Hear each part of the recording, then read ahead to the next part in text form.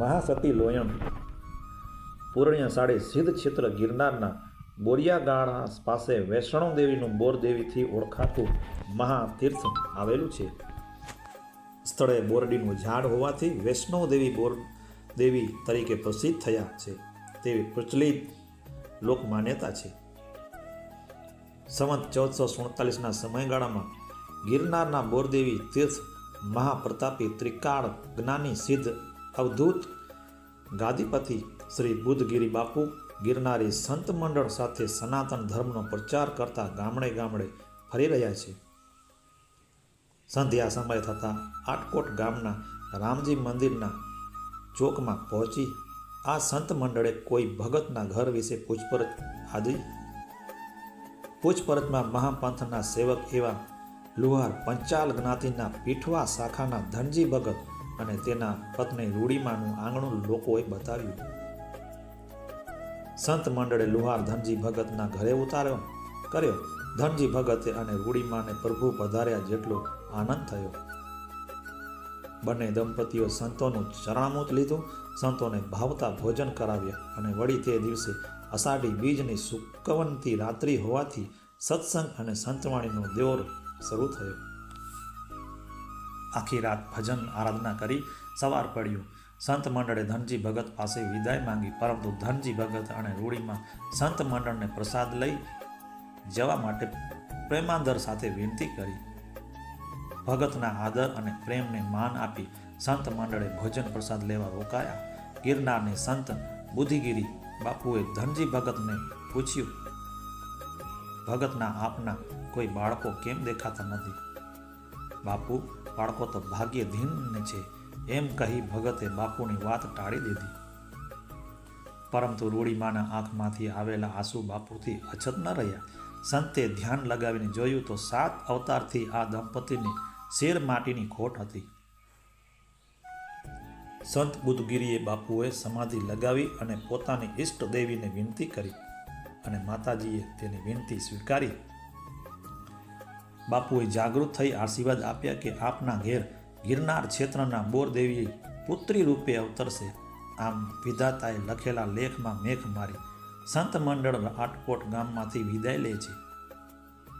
કવિ શ્રી ધીરુભાઈ કાનજીભાઈ બારોટની નોંધ પ્રમાણે ગામ આટકોટમાં લુહાર ધનજી ભગત પીઠવા અને રૂડીમાના આંગણે સંવત 1448ના શ્રાવણ વદ આઠમના જન્માષ્ટમીના દિવસે પુત્રીનો જન્મ થયો.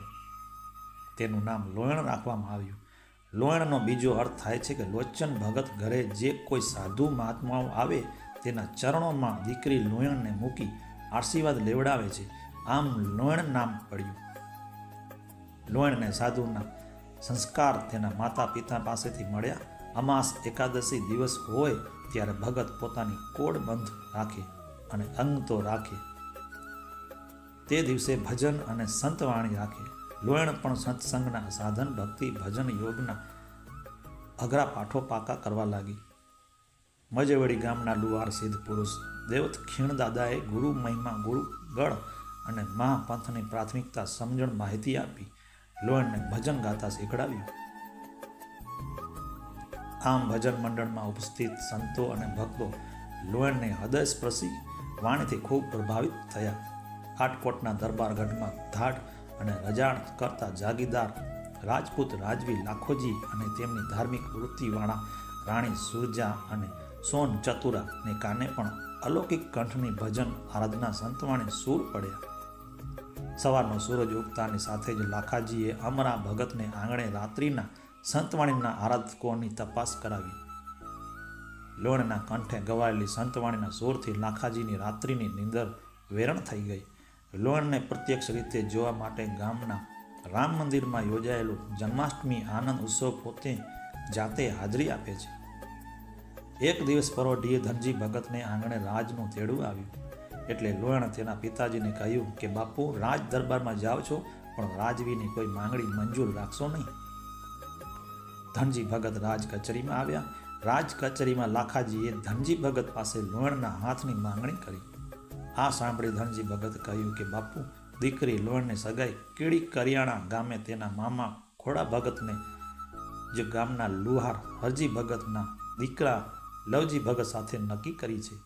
અને વળી અમે તો આ ગામની રૈયત એટલે લોયણ તમારી દીકરી કહેવાય. આટલું કહી ધનજી ભગત ઘરે આવ્યા. ત્યાર પછી લાખોજી ભગત અને અનેક પ્રકારના હેરાન પરેશાન કરવા લાગ્યા.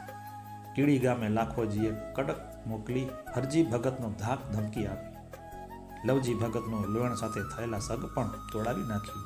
ધનજી ભગત લોડીમાં અને લોયણ ભક્તિના પાકા રંગે રંગાયેલા હતા, જીવાત્મા હતા. આવી પડેલ સંકટથી ઈશ્વર ઈચ્છા માની હસ્તે મુખે આ બધું સહન કરતા લાખાજીએ સાધુ સંતો સંન્યાસીઓ ગામમાં આવવાની મનાઈ ફરમાવી.